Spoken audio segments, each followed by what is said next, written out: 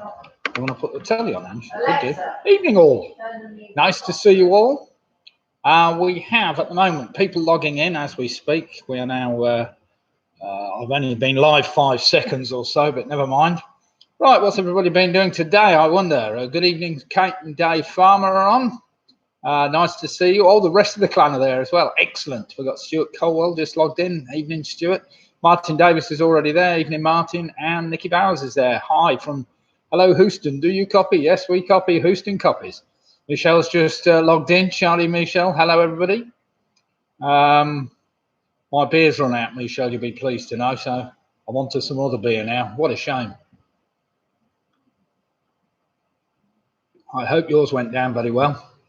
Harry and Julia here. Harry, Julian, and Ian.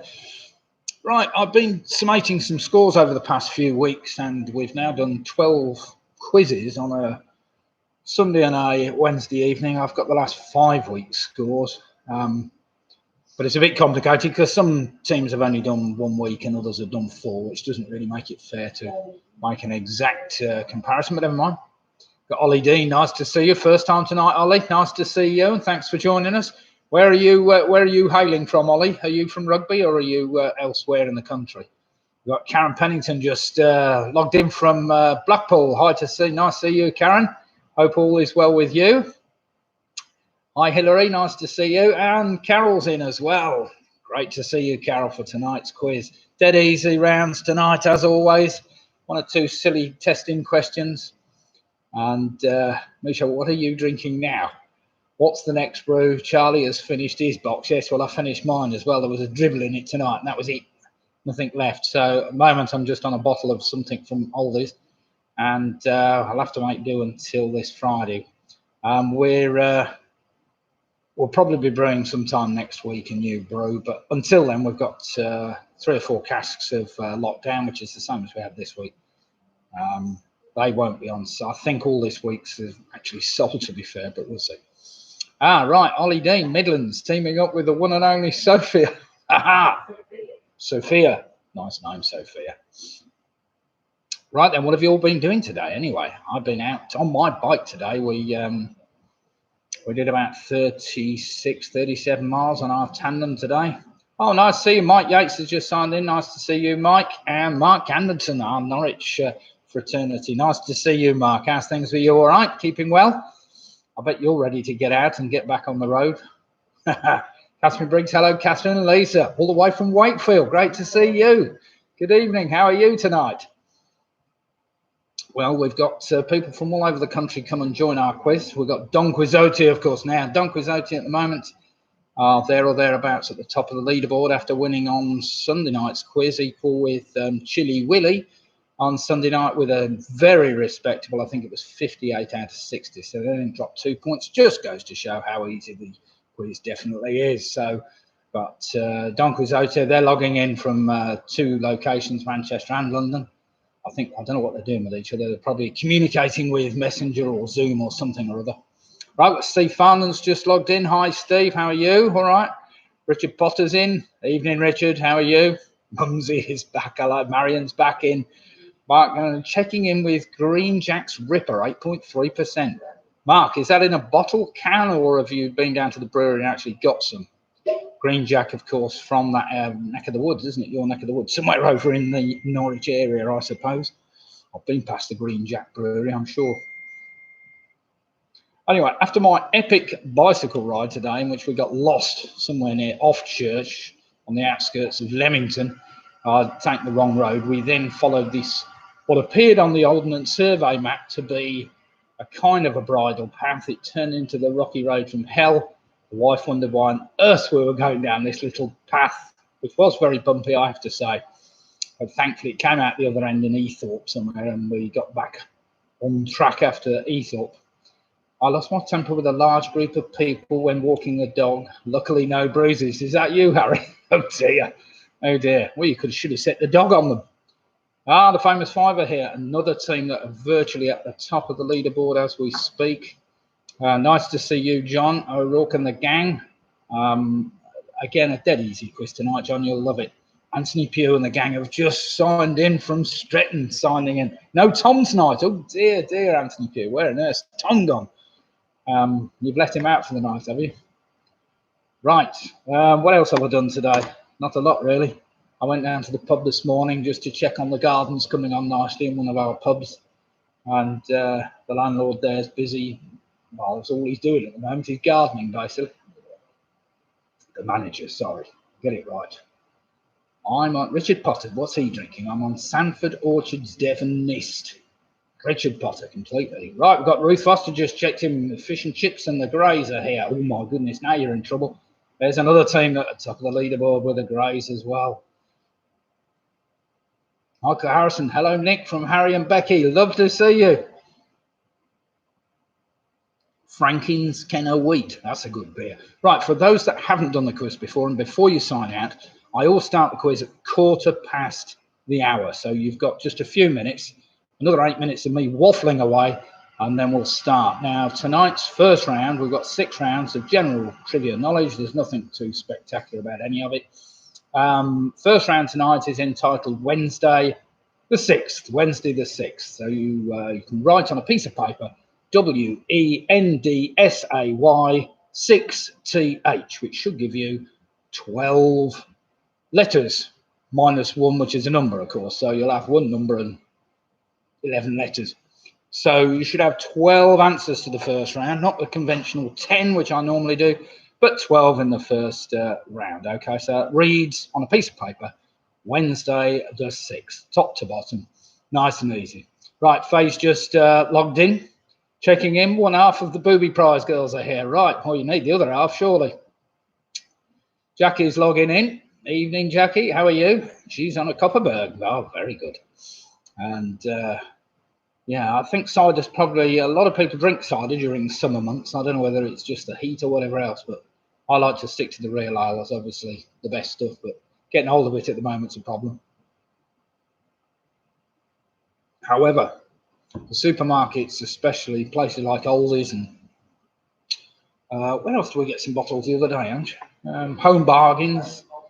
You can find some marvellous brews there if you look hard enough. They often have quite a few bottles, craft beers. Chris Meads has just logged in. Jackie's Skip, haha, how spooky part 2 of the Booby Girls. Yes, I thought you'd signed in straight after each other. Chris Meads has just signed in. Their team's doing very well towards the top of the leaderboard as well.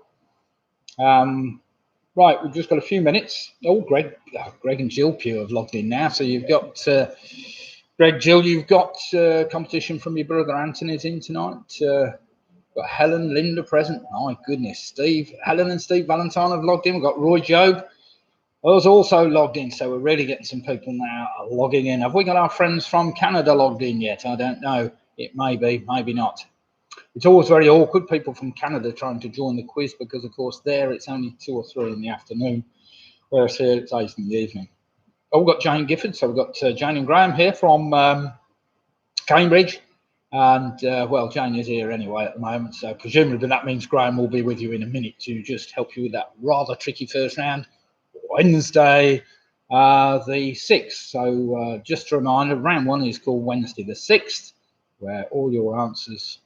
Now, wait a minute, I just need to shrink my page down to fit. Here we go, right. I'll just quickly zip through the rounds for you. Round number 1 tonight is entitled Wednesday the 6th. I've given you the 12 letters or numbers of the first 12 answers. Round number 2 is what's called an initial letter link, where I ask 10 general knowledge questions. The answer to the final question, which is question 10, can be spelt out by rearranging the first letters of the first 9 answers. The first letters of the first words of the first 9 answers. It's a lot easier than it sounds, but I'll explain that when we get to it. Changed from Toft as well. What a marvellous area of Cambridge that is. So, you know, we're going to miss the Cambridge Beer Festival, probably the first time now. We were working it out. It's got to be the first time in 15 years that we'll be missing the Cambridge Beer Festival. We're not missing it for any other good reason than they're not going to put it on. So I don't think we'll be able to go unless they suddenly decide they're going to have a winter beer festival instead, in which case we might have to make the effort later in the year. But I can't see that happening somehow. Right, 4 minutes to go. Can I just explain what round 3 is all about? Round number 3 is alliterative answers. Alliterative answers. Now that means basically that the 10 general knowledge questions again, where each answer is made up of 3 words that begin with the same letter. So they might start AAA, BBB, CCC. You get the idea. And just to help you, I've put them in alphabetical order. Not that that's ABC, but it might be an A followed by a D, followed by an F, followed by an L, for instance. But they'll be in alphabetical order. And they're all 3-word answers, all starting with the same letter. So nice and easy, that one, alliterative answers it's called. Round number 4 tonight is basically a food and drink round. Dead easy, very straightforward, food and drink round. What don't we all know about food and drink? Well, there's not much we don't know. So most people seem to like a food and drink round. It's not too soppy that us blokes don't like it, and it's not too taxing for everybody else. You know what it's like. Food and drink rounds always go down well. Right, round number 5 tonight is entitled a straightforward trivia trail. Now, I've done trivia trails before, virtually every week. The last letter of your first answer is the first letter of answer number 2, and the last letter of number 2 is the first letter of number 3. You go all the way down to number 10, where the last letter of number 10 is the first letter of number 1. So a straightforward trivia trail. Oh, we've got Team Worcester have just signed in. Sarah, nice to see you, Sarah. Mick and Bev have just signed in. Brian Farmer's joined the Farmers. And we've got Ian Barker also just signed in, along with Alex Brown. Nice to see you, Alex. I hope you've all got a good feed tonight. I've got my fast connection onto my broadband. Hopefully, we shouldn't have too many problems tonight. I don't know. We had a few on Sunday, but we will see. Right, a couple more minutes and we'll get going. It's 13 minutes past the hour now. Quarter past, we'll give you the first question, the first answer. Now, the last round tonight, as always, is just a very straightforward 10, what I like to call general trivia questions. These are not really general knowledge. Trivia, this is the kind of rubbish that most people wouldn't really know unless, well, it's just trivia. You'll get the idea as we get there. They're not really what I'd term general knowledge questions, where you need a degree in science to figure them out, if you know what I mean. Right then, as I've already said, round number 1 tonight, if everybody now would like to get a piece of paper and write top to bottom Wednesday 6TH. So that's WENDSAY 6TH, top to bottom. That should give you 12 possible answers, and you've got the first letter of every answer or number that I've given you just there. All right. Right, we've got about everybody logged on now, I think. Lots of people taking part in the quiz tonight. Great to see new people from around the country as well. It's always nice to see other people if they've never done this before. It's pretty straightforward, general trivia. It keeps everybody happy and going. 1 or 2 people might have seen it on YouTube and various other platforms being advertised. I tend to advertise the quiz on Facebook. Right then, it is now 2015, so let us start this off. Round 1. Question number 1 has got to start with the letter W. W for Wednesday. Question number 1, what is the first name of Moira Angela Darling, a fictional character and one of the protagonists of the 1911 novel Peter Pan by J.M. Barrie? So starting with a W, what is the first name of Moira Angela Darling, a fictional character and one of the protagonists of the 1911 novel Peter Pan by J.M. Barrie? Nice, easy one to get you going there. Question number 2 must start with the letter E, as in Wednesday. Characterized by itchiness, red skin and a rash, what is another name for dermatitis?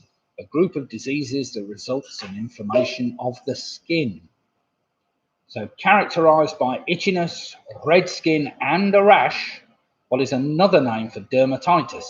A group of diseases that results in inflammation of the skin. Are we all right for feed? Does everybody got a decent feed at the moment? Nobody struggling? Not going too fast, am I? My daughter Lydia is sat opposite me a little way down the room there. She will be posting the questions as we go. So the questions are actually in the chat column. Doesn't help if you haven't got the chat column, but most people have figured out how to get live chat going now. You just Subscribe to the channel. There should be a live chat, should appear on the right. If it doesn't, you just need to press a button down the left somewhere. Good.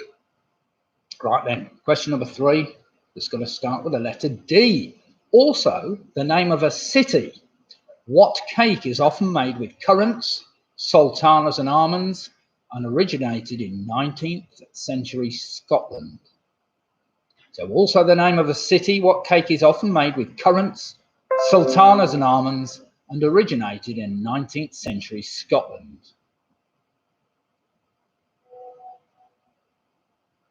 Why is it that computers always make a lot of noise when people are on? Keeps popping up in notifications. And no, it's my computer, not yours. Right, question number 4. Remember, that's got to start with the letter N. N for Nick. Which series of horror films are set in the fictional town of Springfield, Ohio? The films were so successful that 9 were eventually made. Not that I've ever seen one of them, I don't think, but never mind. Probably more my fault. So which series of horror films are set in the fictional town of Springfield, Ohio? The films were so successful that 9 were eventually made in the series.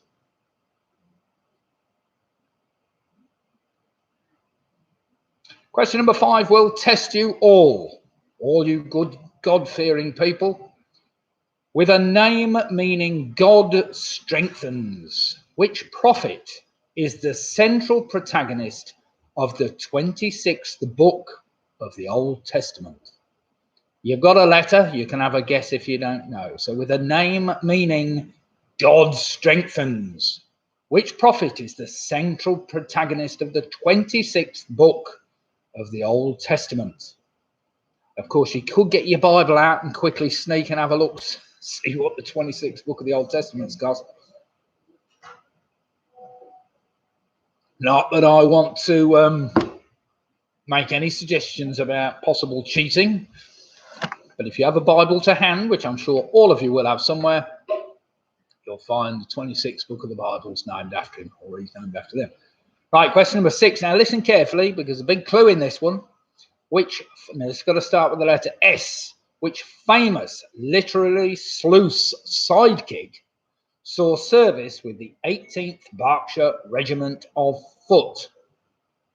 Does that make any sense whatsoever? So which famous literary sleuth's sidekick saw service with the 18th Berkshire Regiment of Foot?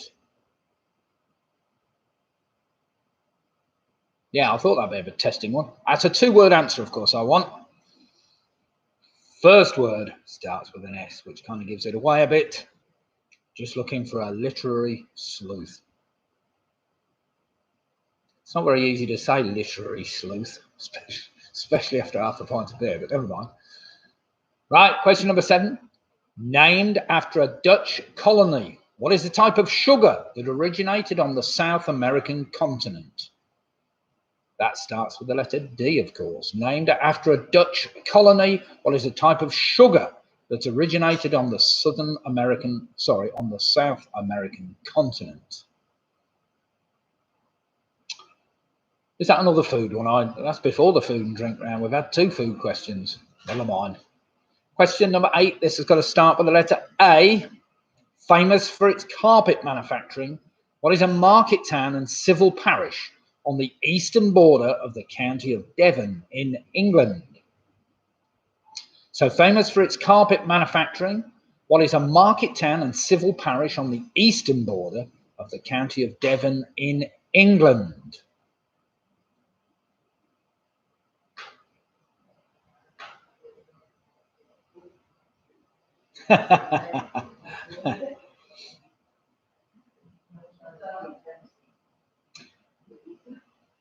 Question number 9's got to start with the letter Y. I'm sure you'll all get this one. Most of you might have played it since you've been home. What is a dice game made by Milton Bradley, the objective of which is to score points by rolling 5 dice to make certain combinations? So question 9 again, remember, starts with the letter Y. What is a dice game made by Milton Bradley, the objective of which is to score points by rolling 5 dice to make certain combinations? Pretty straightforward, that one. Now, question number 10 has got to be a number. It starts with the number 6, which helps somewhat. Question number 10. What is called the number of the beast in most manuscripts of chapter 13 of the book of Revelation of the New Testament? So what is called the number of the beast in most manuscripts of chapter 13 of the book of Revelation of the New Testament?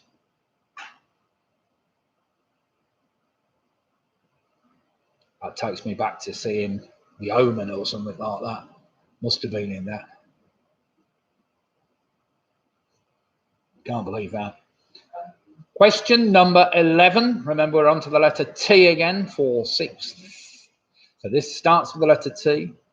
In his play, Henry V, William Shakespeare refers to 3 balls, which are a gift from the King of France, so that the young Henry can learn to play what game? So question 11 again. In his play, Henry V, William Shakespeare refers to 3 balls, which are a gift from the King of France, so that the young Henry can learn to play what game? Doesn't take too much thought, and it's not tiddlywinks. Well, you wouldn't play that with balls, would you? You're playing with winks and tiddles. That's what they're called.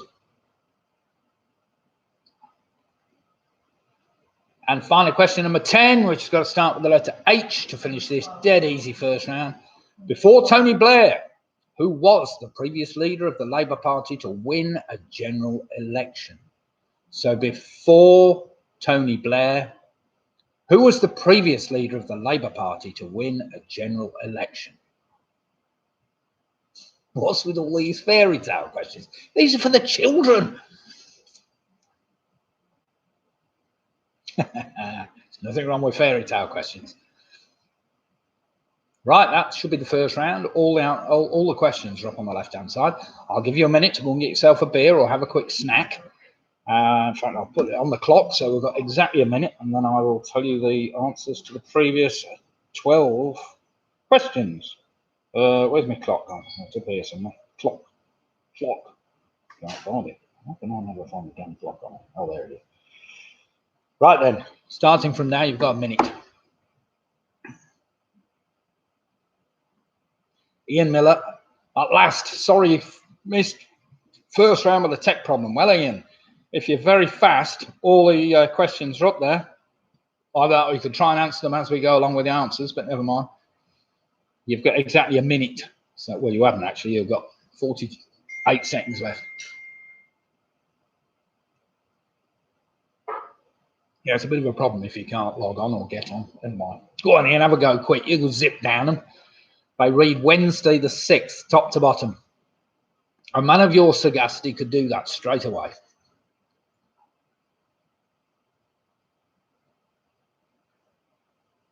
Let's get a drink. Oh, yeah, that's a good idea. It's time for a drink. Yeah, okay. Yeah. Hop House 13. Yeah, I had some Hop House 13. And Cherissimo liqueurs. Cherissimo liqueurs. That sounds nice. Right then, are we ready? That's your minute up. So here we go. From the top, my daughter Lydia will post the answers just after I tell you them all. Question number 1, of course, it was Wendy I was after. Wendy Darling. Wendy Darling. I didn't mean Wendy Darling. I meant her name was Wendy Darling. Number 2 was eczema. Number 3, of course, is a Dundee cake. Number 4, starting with the letter N, it was Nightmare on Elm Street.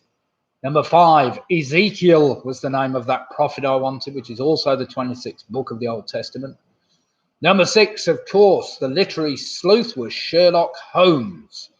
His sidekick, Dr. Watson, apparently saw service with the 18th Berkshire Regiment of Foot. Number 7 was Demerara, as in Demerara sugar. Number 8 is an Axminster, as in the town of Axminster, Axminster carpets. Number 9, Milk Bradley game, is Yahtzee. Number 10, the so-called number of the beast was 666. Number 11, in his play Henry V, William Shakespeare refers to the young Henry trying to learn the game of tennis, apparently. don't. Whether tennis was actually a proper sport at that time, I don't know. And finally, number 12, before Tony Blair, who was the previous leader of the Labour Party to win a general election, that was Harold Wilson. Harold Wilson, so well done, everybody. Right, let's get some scores in. So you've done, Lydia will just put the answers down on the right-hand side there for you. Let's see whether we've got any 12 out of 12. So there's got to be some 11s or maybe some 10s, 11s. Yep, 11. We've got Don Quixote with 11. Chris Speak with a 12. Very good. Marion with a 12. Nicky Baz with a 12. Sharon with a 12. Blimey, there are some good scores there. How did you get all those? I thought there was at least one that was a bit tricky, but never mind. Especially Ezekiel. Anthony Pugh with a 12. Jill Pugh, 12. 12s, 11s, 11s, 11s, 11s. Oh, blimey. It appears everybody's got an 11 or a 12, so we're doing very, very, very well. I must have made that round far too easy for you. We've got some great scores coming in. Great scores. Farmer's Older New with a 10. Ian Miller with an 8, but of course he took half an hour to, he couldn't even read them fast enough to catch up. I could give you 2 bonus points there, Ian, just for the fact that you hadn't got a chance to actually do it. So I'll give you 2 bonus points there. So take your score up to 10, and that'll be fair. Well, it might be fair. Might not be fair if you win, of course, but it'd be fair. Right then, round number 2 tonight is what's called an initial letter link. Now, remember, you need to write your answers down. And question number 10 will ask you to take the first letter of the first words of each of the answers, and it will spell something out, and that's going to be the answer to number 10. It also helps you, of course, work out any that you're not quite sure about. So you'll get the idea as we go down. So question number 1, straightforward general knowledge. Which car manufacturer has a logo that features an image known as Bishuni, which depicts a grass snake swallowing a child? I did well to pronounce that. So which car manufacturer has a logo that features an image known as Bishuni, which depicts a grass snake swallowing a child? I knew it got a snake on it. I didn't realise it was swallowing a child, but fair play. Now you take the first letter of that answer and you put it to one side so you know what you're doing. But you need the full answer anyway. Question number 2, dead easy. Which country was Saddam Hussein president of between 1979 and 2003? So which country was Saddam Hussein president of between 1979 and 2003?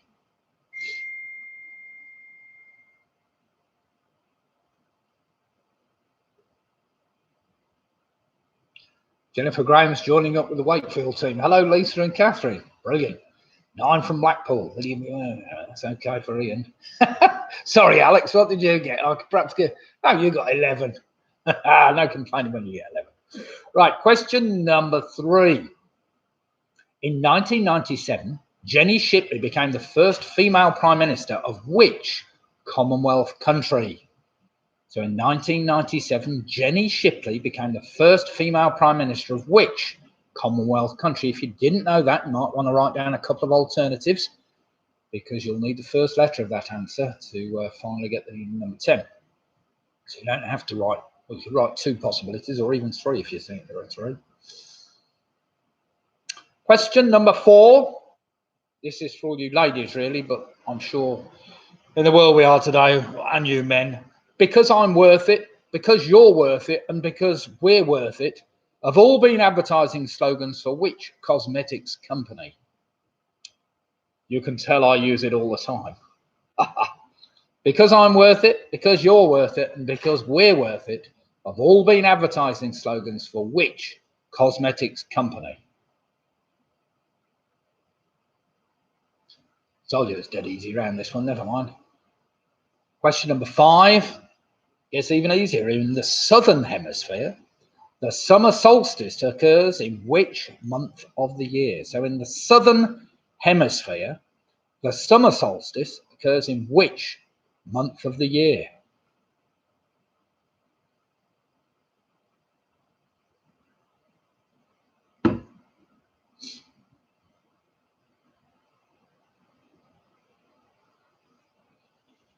Question number 6 is a little trickier. It's a word you'll all have heard of.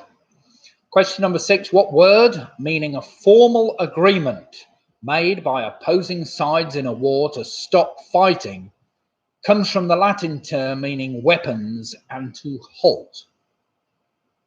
So what word meaning a formal agreement made by opposing sides in a war to stop fighting comes from the Latin terms meaning weapons and to halt?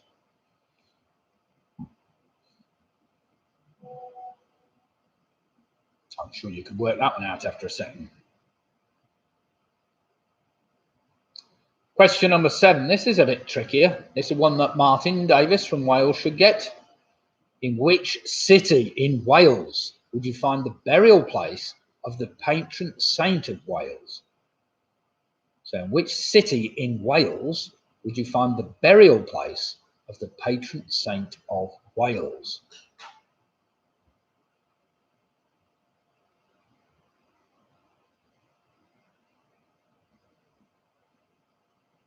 Well, we've got a lot of people logged on tonight. It's nice to see. We had a record number on Sunday night. I was just wondering, while I'm waffling on between the questions, whether we ought to start at 9:30 because the nights are getting a bit late. Sorry, 8:30 instead of 8:15. Only because the nights are drawing out now and people might want to be enjoying in their gardens a bit longer than watching me waffle on. So I was considering starting at 8:30 on Sunday. You can just write a comment down on the right-hand side if you want to. Question number 8. Anyway, let's carry on with this round. Question number 8. Galvanization is the process of adding a coating of which chemical element to steel or iron to prevent it from rusting? So galvanization is the process of adding a coating of which chemical element to steel or iron to prevent it from rusting?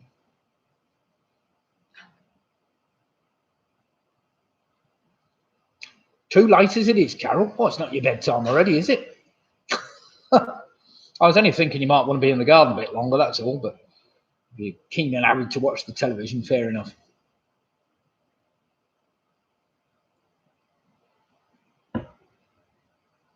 Question number 9 tonight. What colour of gloves does the animated cartoon character Bugs Bunny wear? So what colour of gloves does the animated cartoon character Bugs Bunny wear? Now then, if you've got an answer for each of those, most of them are just one-word answers, except a couple. Most of them are one-word answers. And question 10 is this. The first letters of the first words in the previous 9 answers can be rearranged to spell the previous name of the African country that's recently changed its name to Eswatini. What was Eswatini's previous name? I remember that answer is going to be 9 letters long. 1, 2, 3, 4, 5, 6, 7, 8, 9.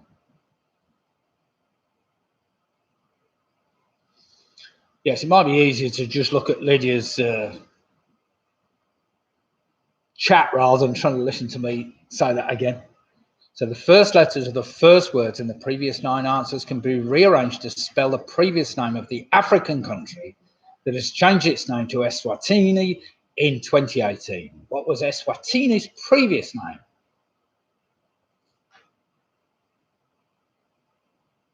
I think Eswatini is actually the country's leader now, if I'm not mistaken, but probably somebody will tell me otherwise. Right then, everybody. I'm going to give you a minute to work that out because that's something you need to work out.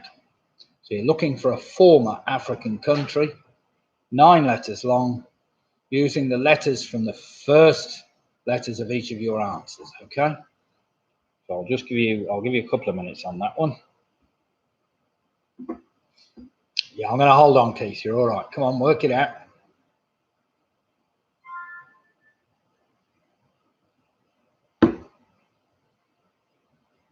Oh dear, my eyes are hurting. All that sun, I think. Hang on.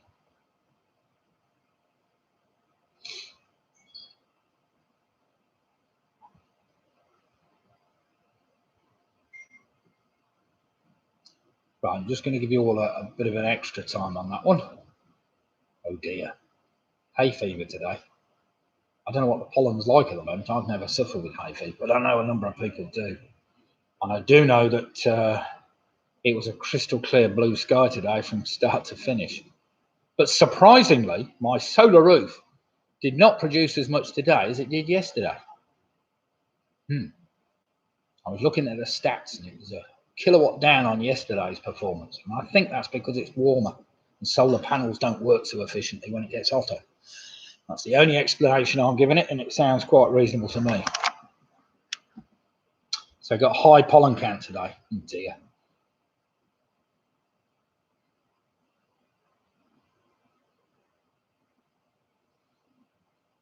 Right then, everybody, get your brush out. Why is my hair looking a bit...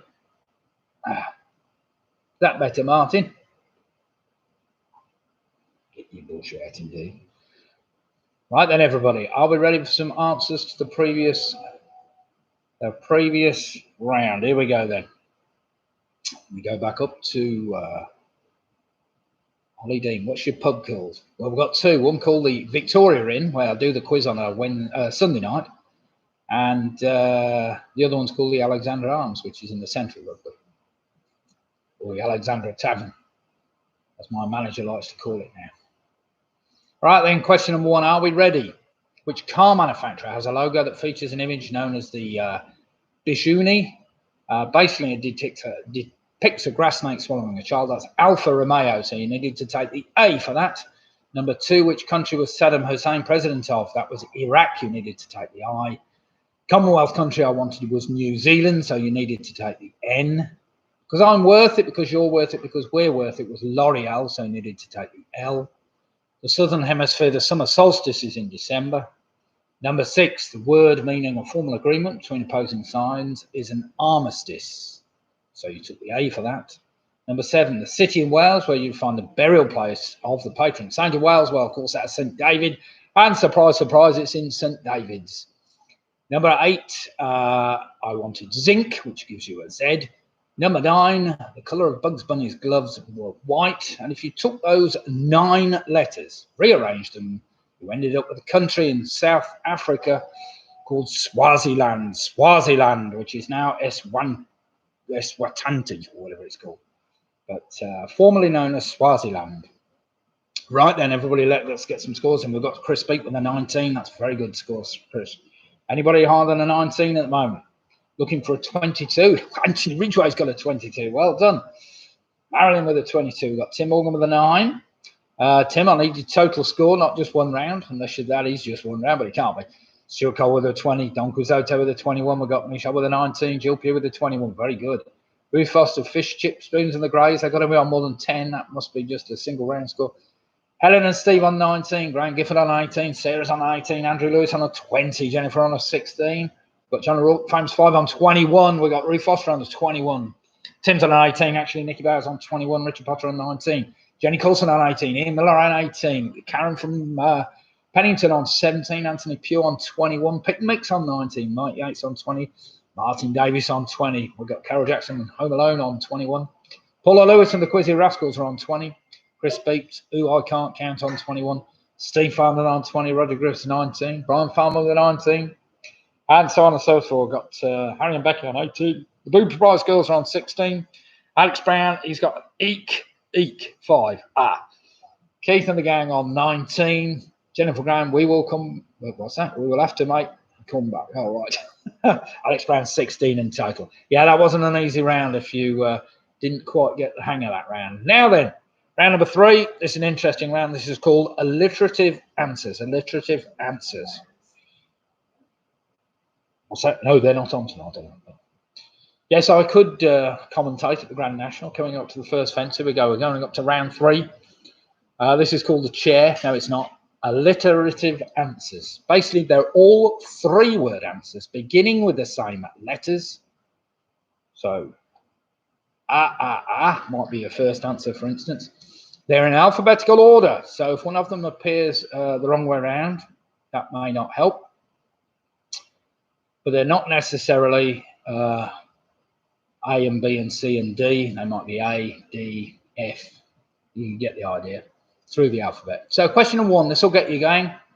Remember, all 3 words start with the same letter. So question number 1, which Bay City Rollers single originally written by Bob Crewe and Bob Gaudio, a member of the Four Seasons, was the UK's best-selling single of 1975? It's a three-word answer.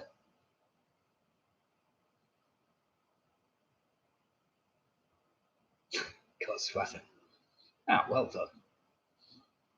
So question one again. Which Bay City Rollers single, originally written by Rob Crewe and Bob Gaudio, a member of the Four Seasons, was the UK's best-selling single of 1975? Remember, there are three words, all starting with the same letter. Now, question number two. What goes before of England and Wales to give the official name of the London building that is commonly known as the Old Bailey? So what goes before of England and Wales to give the official name of the London building that is commonly known as the Old Bailey?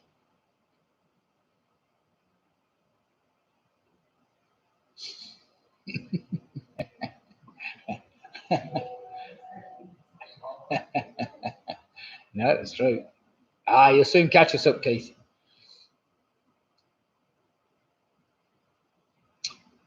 So remember, that's got to come alphabetically after the first answer. And question number three has got to come after that one. So question number three, you'll like this one, or you might not do. Which 1978 film about cheerleading starring Bambi Wood was advertised with the tagline, "Everyone on the team scores when her pom-poms fly"? Although very controversial at the time, it was found not to be obscene by the New York State Court, apparently. So which 1978 film about cheerleading starring Bambi Wood was advertised with the tagline, "Everyone on the team scores when her pom-poms fly"? Although very controversial at the time, it was found not to be obscene by the New York State Court. It was classified as some kind of a blue film, of course.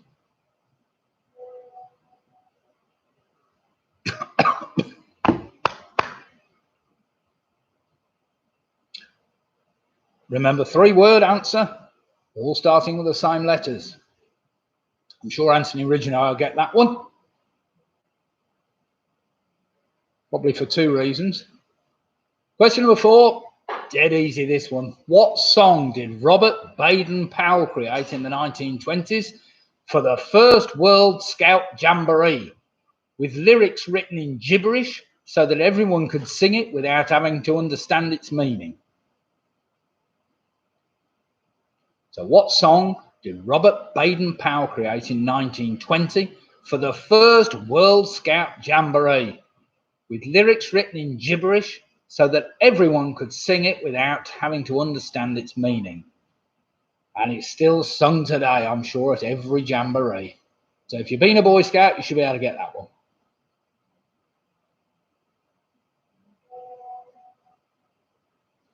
Question number five. A little darker, this one. Originally formed in 1865, what is an American white supremacist hate group whose primary target is African American US citizens? So originally formed in 1865, what is an American white supremacist hate group whose primary target is African American US citizens? Remember, three repeating first letters, three-word answer. That's not too difficult. Now, all your three words should be in alphabetical order, remember. Question number six, dead easy this one. Sure, the wife will get this one. Which American romantic musical film received a record equaling 14 nominations at the Academy Awards ceremony held in February 2016? So which American romantic musical film received a record equaling 14 nominations at the Academy Awards ceremony held in February in 2016? Again, three repeating letters, three-word answer. I think we've got the hang of the alliterations now, haven't we?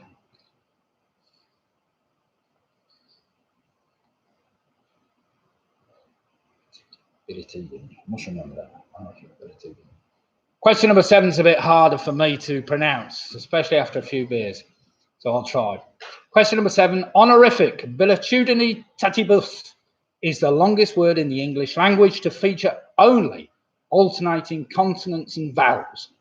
In which Shakespeare play does this word feature when it is spoken by a character called Costard?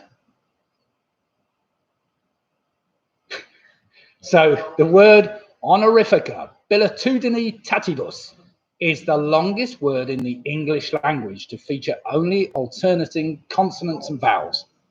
Sorry, alternating consonants and vowels. In which Shakespeare play would you find this?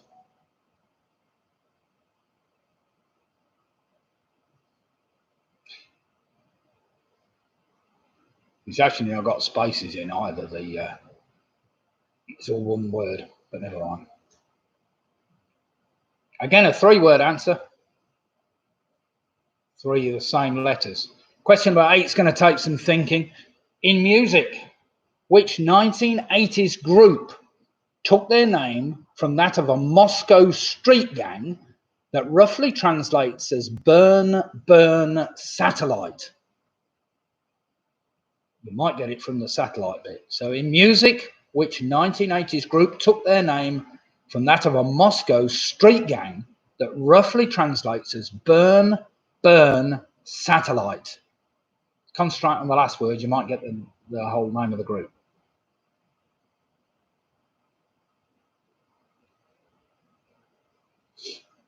I didn't say this was an easy round, but never mind. Question number 9 is a bit easier. Who is the advertising mascot for the breakfast cereal Kellogg's Frosties? So who is the advertising mascot for the breakfast cereal Kellogg's Frosties?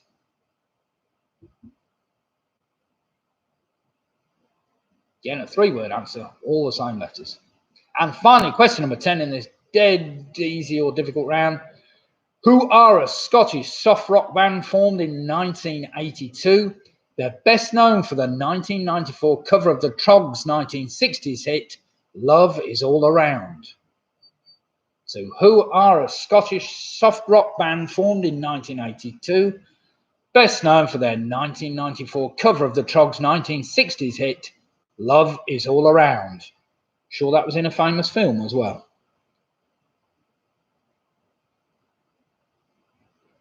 I feel it in my thinking. You think it goes something like that? Right, that's the end of that rather excitingly alliterations round. Yeah, a bit testing, I know, but never mind. So you should have 10 answers. They should be in alphabetical order. They should all have 3-word answers, all starting with the same letters. When you're auditioning for X Factor. What, as a quiz master? Oh dear, oh dear. What the hell would I go on as though, Ian? I'm not quite sure. Yeah, it's quite. Go on as the man with no hair or something, or. Ha ha. Right, Liz, it must be whilst they're just getting those right. You wouldn't like to get another beer, would you? But. Well, these are only half-pint glasses. I only have 2 of them. Not very far down. Right then, is that long enough? Have we got a minute up there? Here we go then. The Bay City Rollers single, which I'm sure most of you would have had at one time or another, was Bye Bye Baby. Sorry, it was Bye Bye Baby. It went something like Bye Bye Baby, Baby, Goodbye. Something like that. Question number 2, of course, was the Central Criminal Court. The Old Bailey is better known for England, Central Criminal Court of England and Wales. Question number 3 was the tricky one. With a tagline, everyone on a team scores when her pom-poms fly. It was Debbie Does Dallas. I know that was a bit rude, but never mind. Apparently it wasn't obscene according to the New York State Court. So Debbie Does Dallas. Number 4, of course, that famous song, Gingangooli, which is still sung at jamborees even today. Number 5 was the Ku Klux Klan. Number 6 was La La Land, that American romantic musical film. Number 7, Shakespeare play that I wanted was Love's Labour's Lost. Love's Labour's Lost, with that tricky word, honorifica bilitudinitatabus. Not easy to pronounce that at all. Question number 8. Burn satellite translates as Zieg Zieg Sputnik. Zieg Zieg Sputnik. That very famous 1980s rock group. Yes. Number 9 was Tony the Tiger, who put petrol in your tank or whatever. Put something in your tank. I can't remember what he did. And no, that was somebody else, wasn't it? Sorry, I'll get that mixed up. Kellogg's Frosties was Tony the Tiger. I'm thinking of the SO Tiger, whatever his name was. Question number 10. The Scottish soft rock band. Well, Wet, of course. Wet. Yes, we can call it the Saga quiz. That's fine. How you doing, Keith? I bet you've got 30 out of 30 already. I bet you got wet anyway. Right, then let's have some scores in. Let's see how we're doing. Ian Miller on 26. Eleanor Sue, 27. Got Marion on 31. Anybody in 30s is doing really well. Don Quixote, 31. Michelle, 29. Chris Speak with a 30. Paula Lewis, we're not quite sure. We've got Dave Perry on 29. Sarah's on 26. Richard Potter, 27. We've got the Greys. Julie, Harry, and Ian on 29. Ruth Foster, Fish and Spoon and the Greys on 31. Anthony Ridgway on 30. I expect he got Debbie Dudds Dallas. John O'Rourke on the famous 5 on 30. Carol Jackson on 30. Steve Fannon on 30. Karen Bennington in Blackpool on 29. Stuart Cole on 29. Jackie Skip, 25 now. Jennifer Graham, 24. Jen Colson on 24. Anthony Pugh on 29. Jill Pugh, 29. Martin Davis, 29. We've got the Farmers on 29. Graham Gifford on 26. Alex Brown, 22. Michael Harrison, Harry and Becky on 26. Roger Griffiths on 25. Keith Abbis, 29. Andrew Lewis, oh dear, 25. Oh dear. Right, you're not telling me you didn't get Debbie Does Dallas, Andrew. I'm sure you would have got that. Pick a Mix on 27. Nicky Bowers on 28. We've got Paula Lewis and Quizzy Rascals on 30. Chris Meads, Team Citra on 32. John W on 27. Nice to see you taking part again, John. You're doing very well tonight. 27 points is excellent. And Mike Yates on 29 points. Right then, round number 4 tonight. Round number 4 tonight is a very straightforward food and drink round. Food and drink round. Everybody know all about food and drink? Right then, here we go. This was a question. It was on the chase only last week sometime, so you get to know this one. Also known as a Jeroboam. How many litres of wine would you find in a double Magnum? So also known as a Jeroboam. How many litres of wine would you find in a double Magnum?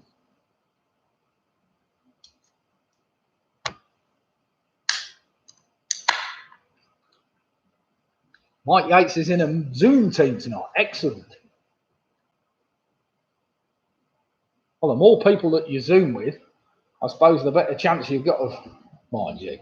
Always found big teams sometimes talk you out the right answer. Just when you got the right answer, they give you the wrong one. And you agree with them stupidly. Question number 2. As part of a formal Italian meal, what does antipasto mean?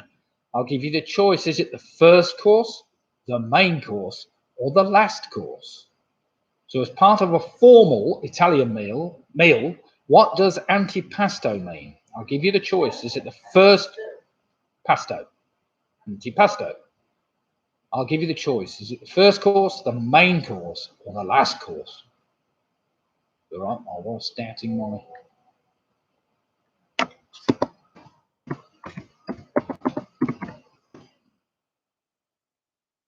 Yeah.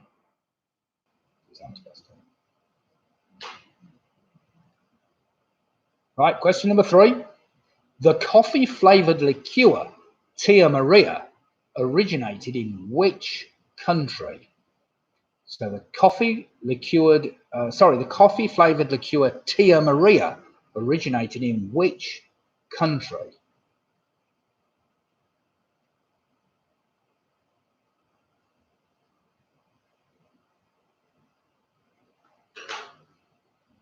So how are we all doing on food and drink so far? Okay. Question number 4. Flame grilled steak, heat chili wave, and cool original are all flavours of what brand of tortilla crisps? So flame grilled steak, chili heat wave, and cool original are all flavours of what brand of tortilla chips? Crisps even. Sorry. Got an itchy nose now. It's not what I mean. Question number 5. This is something you always hear on MasterChef, and I never did understand what it meant. Made by boiling cream, egg, sugar, and syrup. What type of dessert has a name that means perfect in French? So made by boiling cream, egg, sugar, and syrup. What type of dessert has a name that means perfect in French?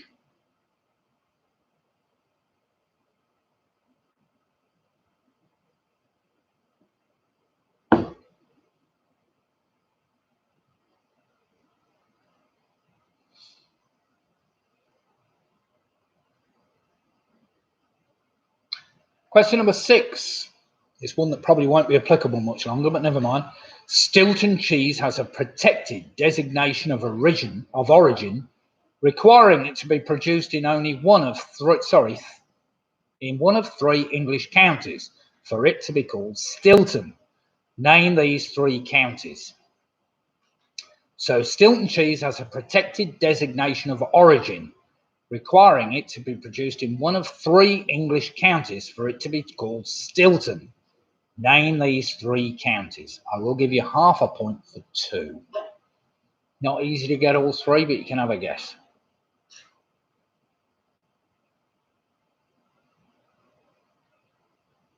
We might lose that, of course, because this was introduced by the EU. So we might get the French making Stilton cheese now, calling it Stilton, but never mind. Might even get the Welsh making it, calling it Stilton.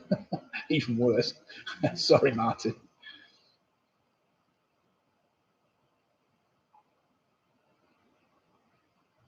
Question number 7. It's interesting because I only had spaghetti for tea tonight. Question number 7. What is spaghettoni? Spaghettoni. I'll give you the choice. Is it a thicker type of spaghetti, a thinner form of spaghetti, or a hollow form of spaghetti? So what is spaghettoni?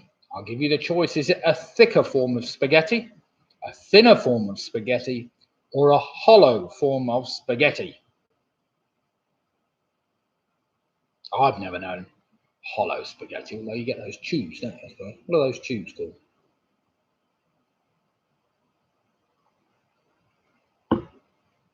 I remember Alan Wicker used to saw them growing on trees in Italy. Spaghetti trees.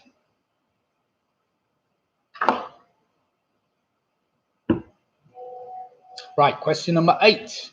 A tapas bar normally serves a small plate of food. Which country's cuisine? So a tapas bar normally serves a small plates of food of which country's cuisine? I remember it well. Yeah, the spaghetti hanging off the trees. I remember that with Alan Wicker doing a report from somewhere or other. I think it was somewhere in Italy as well. Very funny. A lot of people taken in by that. Almost as many people that don't think Timbuktu's a proper town. Never mind. Question number 9. Listen carefully. Which celebrity chef even coined the term multi-sensory cooking to describe his scientific approach to cuisine, and in 2006 was made an honorary fellow of the Royal Society of Chemistry? That's interesting. So which celebrity chef coined the term multi-sensory cooking to describe his scientific approach to cuisine, and in 2006 made an honorary fellow of the Royal Society of Chemistry? Dave Perry, that was Richard Dimbleby. It could have been, I'm sure it was Alan Wicker, but never mind, we'll have an argument about that later.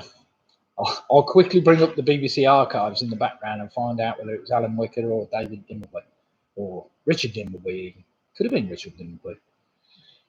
And finally, question number 10, one I sourced today. According to the website Statistica, what percentage of the world's consumption of meat and meat products is lamb, mutton, or goat?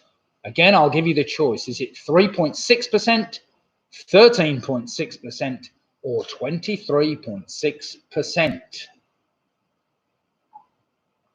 So according to the website Statistica, what percentage of the world's consumption of meat and meat products is lamb, mutton, or goat? I'll give you the choice. Is it 3.6%, 13.6%, or 23.6%? Yeah, Mike Yates thinks it was Wicker. Jackie Skip thinks it was Wicker. Yeah, it probably was on the April the 1st, actually, but never mind. I'd forgotten that. It probably was April the 1st. Right, all your questions were there. Don't think there's much that we need to think about too much, so I might as well do some marking pretty straightforward after that. Is everybody ready for some marking after that? Dead easy food round. One or two tricky ones thrown in there, but generally pretty straightforward. I will give you a minute.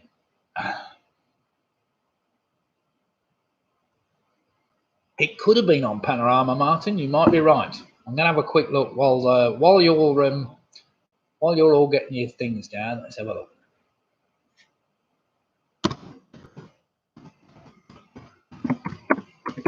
We'll just have a look at BBC's and the spaghetti tree. Here we are, spaghetti harvest in Tingo. Let's have a look. There it is. Sorry, I'm watching this now. It's ridiculous. Made on April Fool's Day 1957. It was made by the current affairs programme Panorama. You are quite right.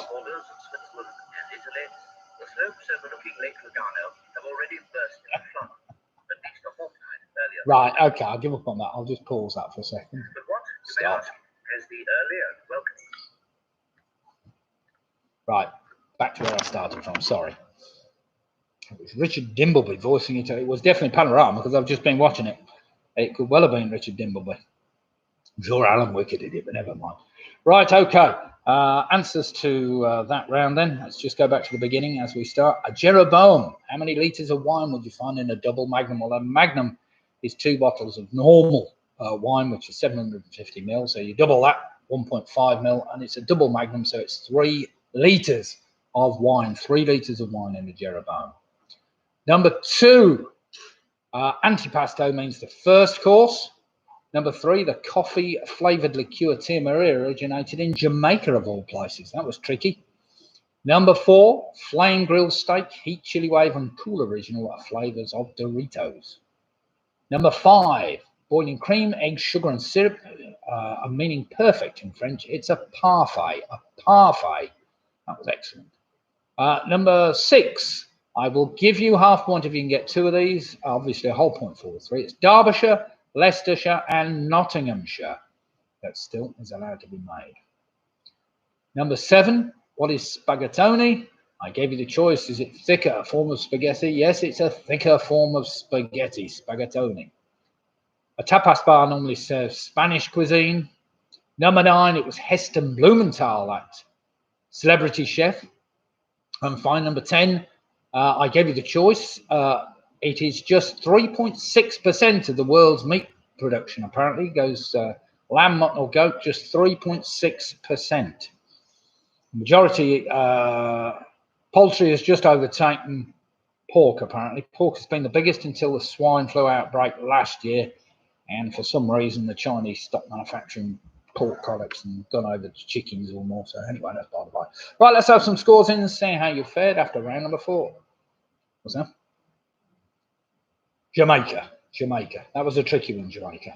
Right, we got Steve Farnham with the 38. We got Harry Cage and the gang with 37. Grant Gifford with 34. Helen and Steve with 35. We've got Pick Mix with 35. Ian Miller with 32. Andrew Lewis 32. Nick Barrow 34. Stuart Goldwell with a very respectable 36. Michelle Gibbons with a 34. Don Quixote 38.5. Jennifer Grant 31. Famous Farmer 36. Andy Ridgway 37. Chris Beak 37. Richard Potter 33. Mark Davis 35.5. Alex Brown's 28. We've got Quizzy Rascals on 39. Jill Pugh on 35. The Greys on 39.5. We've got Karen Parrington on 32. Jenny Colton on 31. Sarah and the gang on 33.5. We've got Michael Harris, that is. Harry and Becky on 31. Got Brian Farmer and Files Old and New on 35. Dave Perry on 35. Roger Gibbs on 29.5. Mike Yates on 33. Graham Gifford on 33. Anthony Pugh on 38. We got Murray on 37.5. We got John Badrown on 30.5. Ollie Dean, don't worry, Ollie. It's not easy first time round. You get the hang of this after a while. Carol Jackson Home Alone at 36.5. So some great scores there. So anybody 38s, 39s, excellent scores. Right then. Round number 5 is a straightforward trivia trial. The last letter of your first answer is the first letter of your next answer. So the last letter of your first answer is the first letter of your next answer. Now here we go, starting with number 1. According to the nursery rhyme, on what day of the week did Solomon Grundy get worse on? So according to the nursery rhyme, on what day of the week did Solomon Grundy get worse on? Still got some scores coming in. We've got Carol Jackson with 36.5, Team Stitcher 40.5, Boothbridge Girls on 32.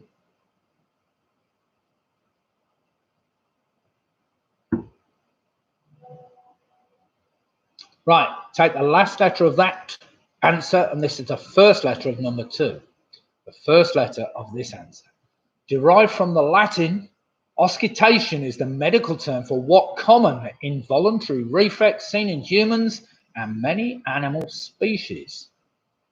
It's a one-word answer I'm after. Derived from the Latin, auscultation is the medical name for what common involuntary reflex seen in humans and many animal species. It's a one-word answer, and it is a plural, I suppose. Yes.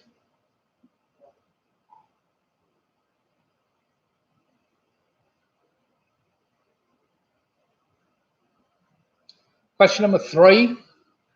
Reigning for a total of 21,644 days, who was the longest reigning king of England?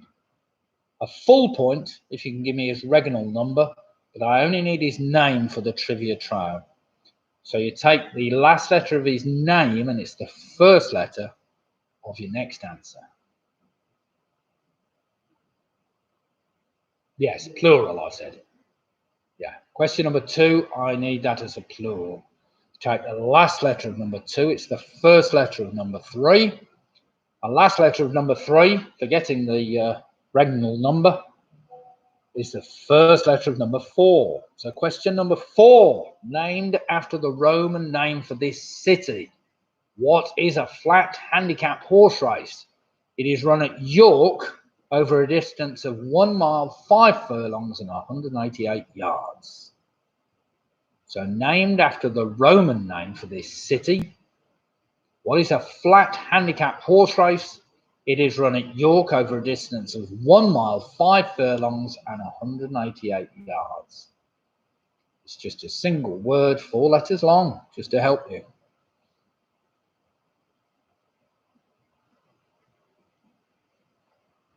Now remember, you take the last letter of that answer, and it's the first letter of this question, this answer. So according to the old proverb, this is question number 5, according to the old proverb, all roads lead to which European capital city? So according to the old proverb, all roads lead to which European capital city?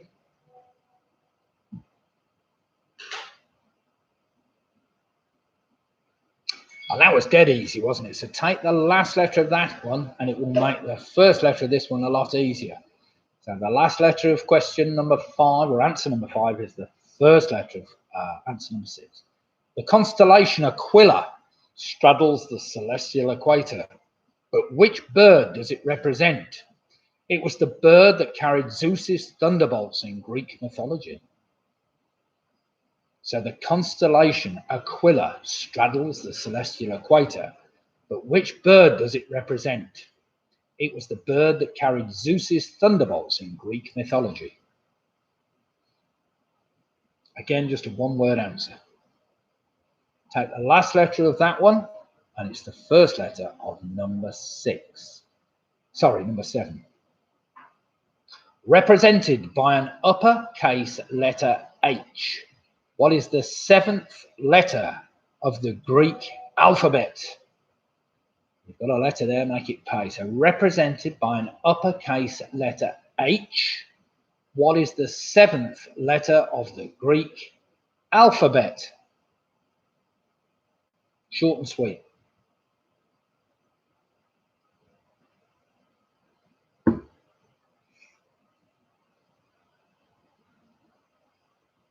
Question number 8.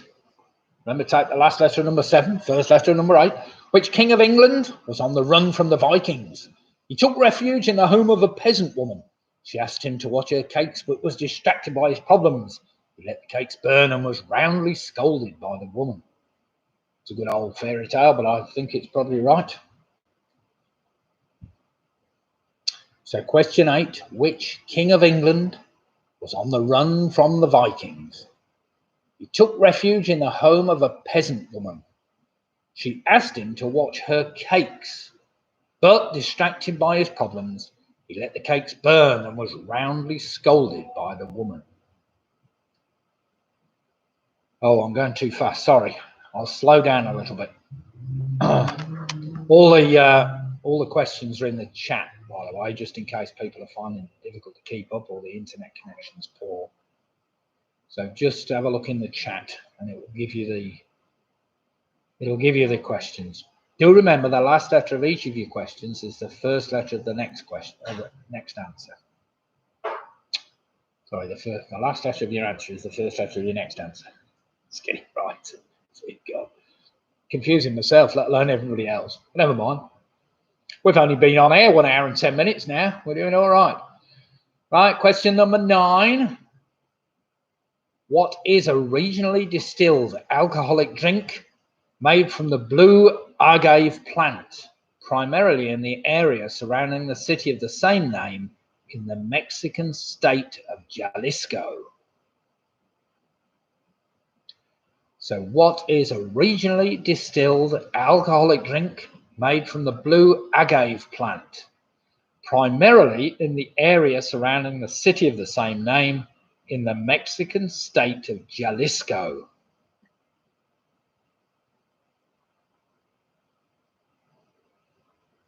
Do remember to take the last letter of your previous answer. And it's the first letter of that next one.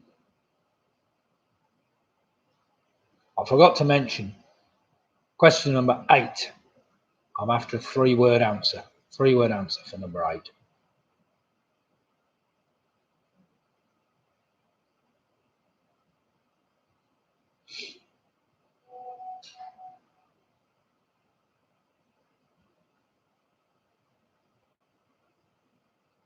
And finally, question number 10. Again, this starts with the last letter of question answer to number 9. Originally derived from Latin and then French, what is an alcoholic drink taken before a meal to stimulate the appetite? So originally derived from Latin and then French, what is an alcoholic drink taken before a meal to stimulate the appetite?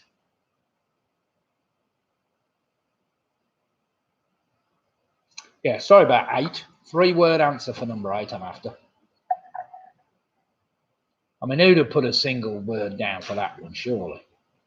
Can't believe that. Right, that's the end of that round then. So I'll give you a minute to get those right. Now, do remember, the last letter of number 10 takes you back to the first letter of number 1. So if you didn't get number 1, that may help enormously. A trivia trail basically goes all the way through. So the last letter of each answer is the first letter of the next answer. Until we get to number 10, the last letter of number 10 is the first letter of number 1, which makes it a lot easier. Right, and we'll see how you're faring. I'll give you a minute, and then we can do some marking. Before we go on, now Sunday night's quiz, I don't know whether anybody thinks whether we ought to start a bit later. I don't think Carol was too keen on that answer, so I can easily leave as is at 8:15 if everybody's happy with 8:15. The Sunday night quiz has become very popular. I don't know whether people stay in more on a Sunday than they do on a Wednesday when it's locked down. It's sort of the same to most people. Although, to be fair, more and more people seem to be going back to work, so probably a Sunday night is more of a relaxing night in than a Wednesday night. There we go.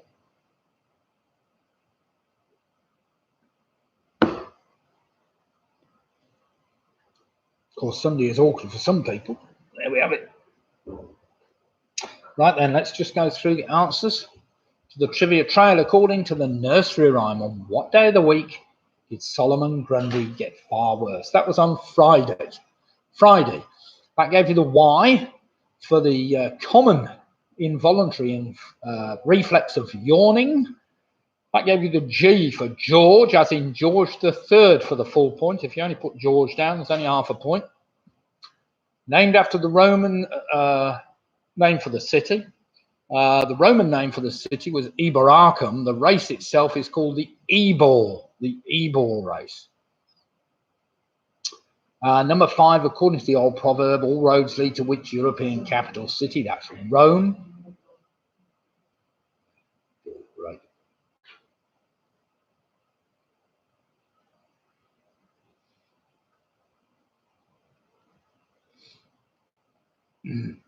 Just hang on a second.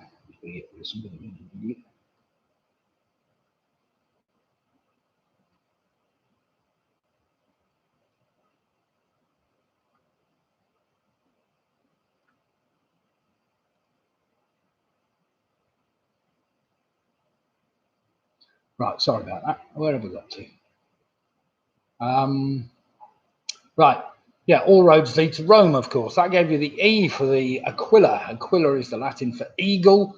That gave you the E for Eta, represented by the uppercase letter H. It's Eta. That gave you the A, of course, for Alfred the Great. That in turn gave you the T for tequila. That gave you the A for aperitif. And, of course, the F took you all the way back to number 1. Which basically was Friday. I'm just struggling with some idiot on the thing. Right then, last round tonight. We have 1 round left tonight. It's a very straightforward, rubbishy trivia round, general trivia tonight. So let's see what scores we've got at the moment. We've got Sarah and the team on 42.5. Old Farmers New and Old on 43. We've got Don Quixote out there on 48.5. Absolute idiot. Oh, Alex. Mumsy. What's she on? Marion's on 47.5. We've got Grand Given 42. Karen's on 41. Michelle's 44. Ellen 47. Harry's 47. Ian Miller 40. Frames 5 on 46. Pick a mix. Oh, blimey. Carol's on 46. Jackie's 41. Chris Beats 47, Anthony Ridgway 47, Andrew Lewis 41, Anthony Pugh 47, Stuart Colwell 44.5, Nicky Bowers 42, Quizzy Rascals on 49, Jill Pugh 43, Steve Farnham 47, Martin Davis 45.5, Michael Harrison on 38, Keith Abbas, York was Eboracum. It was. Yeah, that's right, it was. Dave Perry was on 47, Richard Potter's 42. Chris Meads 49.5. We've got Ruth Foster on 48.5. Alex Brown was 26. Ollie Dean on 30. We've got Jennifer Graham on 39.5. John, not so good, on 35.5. Never mind. The Samara's been blocked. Waste of time. Yeah, great. I've tried as well, but never mind. We'll keep blocking them until they disappear. So, yeah, well scored everybody on that round. We all did pretty well. Right. Last round tonight is just general trivia. Pretty much straightforward, general trivia. Everybody can do all right with this round. Here we go then. Question number 1. Let's see how you fare with this one. Used in nearly all navigation systems, what do the initials in the term GPS stand for?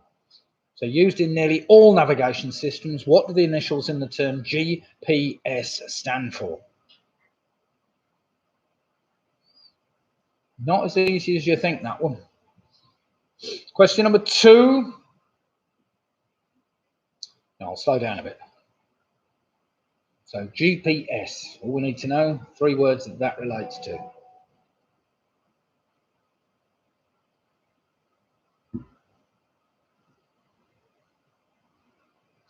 Question number 2, listen carefully.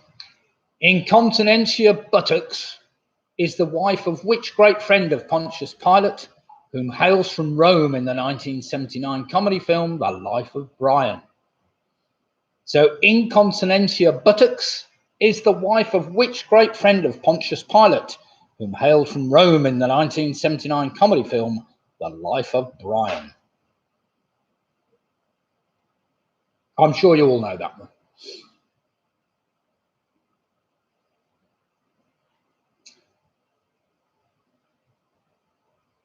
Where's my feed gone to? It's no more spamming, have we, going on? Good, that's all right.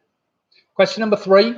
What type of food has a name that is often shortened to the name of an Irish county? So what type of food has a name that is often shortened to the name of an Irish county?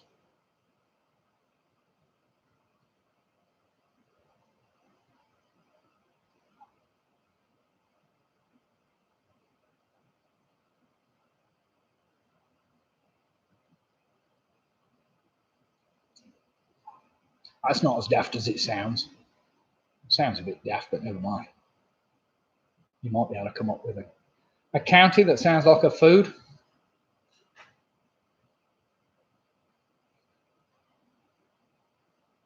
Question number 4.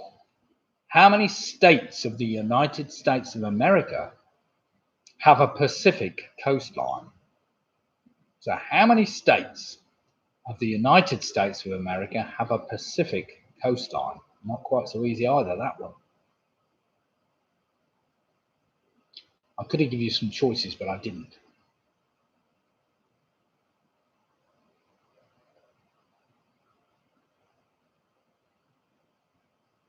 Question number 5 you'll like. Is everybody keeping up, or are we going a bit too fast? You want me to slow down? Sorry. I know it's not easy if you're playing in teams, because obviously you're often waiting for answers to come in from elsewhere. Right, question number 5. Dump, floater, and wipe are techniques used in what team sport? I'll give you the choice. Is it volleyball, water polo, or synchronized swimming? So why on earth you'd want to dump in synchronized swimming? I've no idea. Well, you might do. Sorry. So question 5 again. Dump, floater, and wipe are techniques used in what team sport? I'll give you the choice. Is it volleyball, water polo, or synchronized swimming? They should have put cycling in there. But never mind.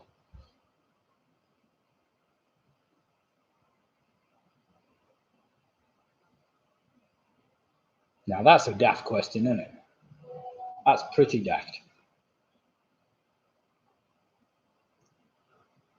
Oh, enjoy my beer anyway. I hope you're all enjoying your beer.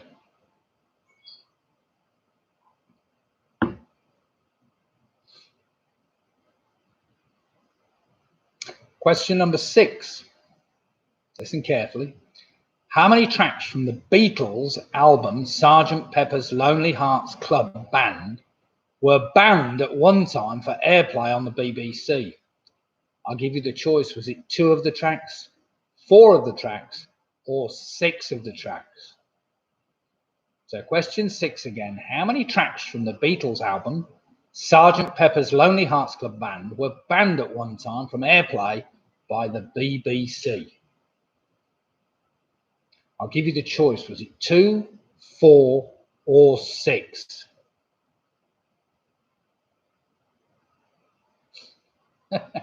Nice one, Alex. I like that. That's good thinking, you see, so you might be able to put that one down.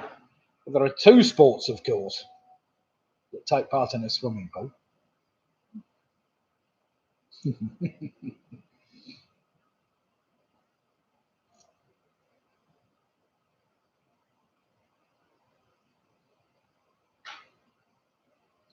Question number 7 is a pretty straightforward one. I'm sure all you enthusiasts will know. Question number 7. Which car manufacturer recently had $14 billion wiped off its value after its CEO, Elon Musk, tweeted that its share price was too high? That's one making yourself a bit poorer, isn't it?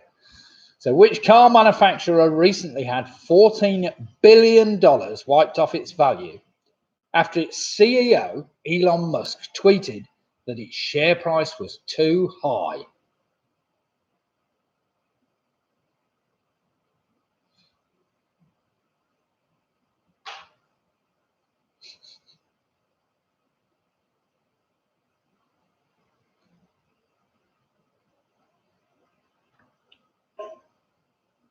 Right, just 3 left. That was a pretty straightforward question. I'm sure you all got that one right.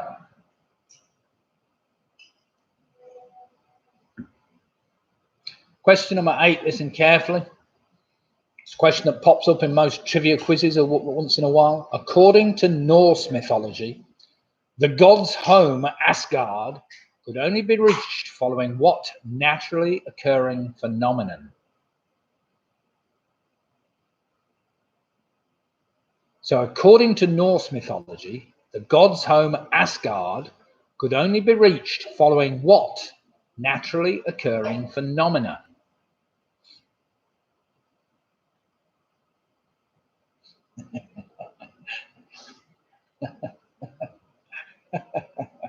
Oh dear, oh dear. I don't think what's his name's on tonight. We can't take fun of him. Can't make fun of him tonight. Never mind.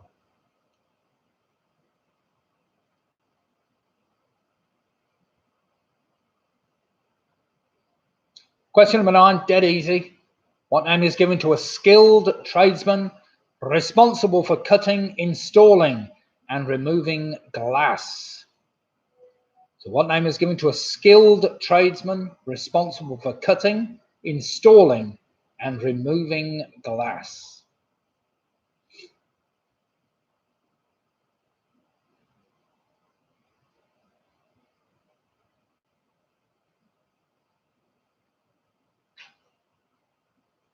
And finally, number 10, put you all out of misery tonight, see who's there or thereabouts. What would you expect to find if you travel to a red triangle on an Ordnance Survey map? So what would you expect to find if you travel to a red triangle on an Ordnance Survey map? Not that you're allowed out in the country these days. Certainly not to these places, I suppose. I don't know. Right then, I'll give everybody a minute and then we'll see how you fared. We'll go over some answers. So we will start at 8:15 Sunday night. If any of you haven't subscribed to my YouTube channel, it's easy to do so. Just press the button subscribe. It makes it easier if you want to log on in future. You might feel after the night you don't want to log on again, which is fair enough. But we seem to have some very regular teams that are all there or thereabouts. If anybody particularly wants to know where they stand in the league tables, they ought to just let me know on Messenger or something. It'd be easiest, I think. Because the problem is some people have only done the Wednesday night, some have only done the Sunday nights, some have only done one quiz full stop. So it's not very easy to summate exact figures, if that makes any sense, or averages.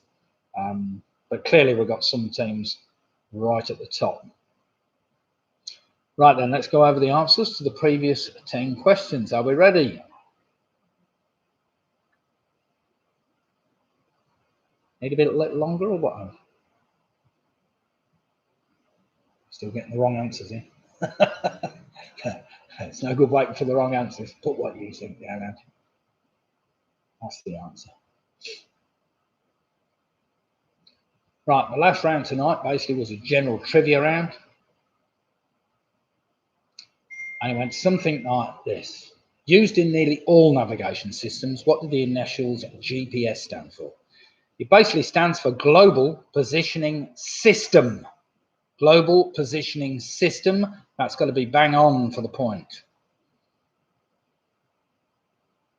Number 2, Incontinentia buttocks was, of course, the wife of that famous character, Biggus Dickus, in the comedy film The Life of Brian. So Incontinentia buttocks was the wife of Biggus Dickus in the comedy film The Life of Brian from 1979.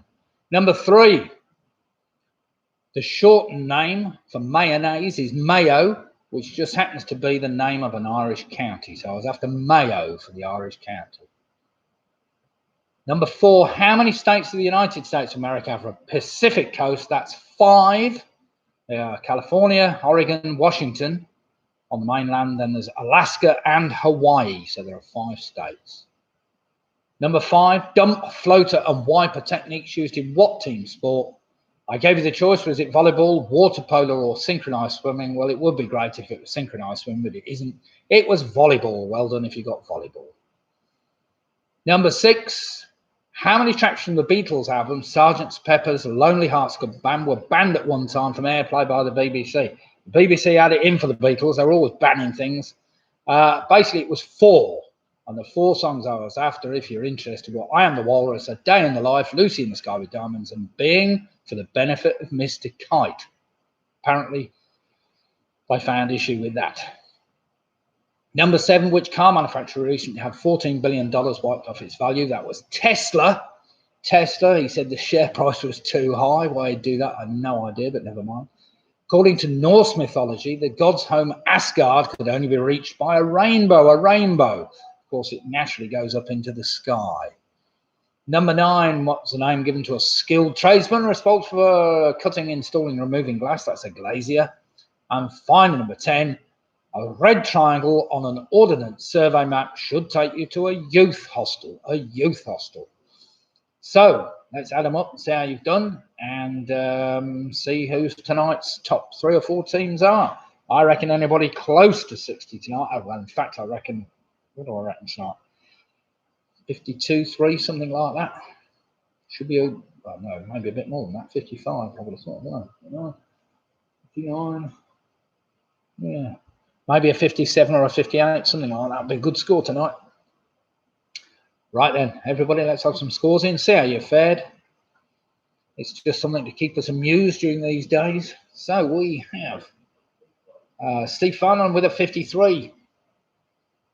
I Am the Walrus is on Magical Mystery too. It probably is. Oh dear. Oh well, never mind. On this week's Saga quiz, we scored 48. We got Don Quizzoto with 55.5. Very good. Andrew Lewis with 48. We got Mad Scherer with 48.5. Michelle Gibbons with 52. Ian Miller with a 46. Richard Potter with a 50. We've got Helen Pugh, well, 49 for Jill Pugh.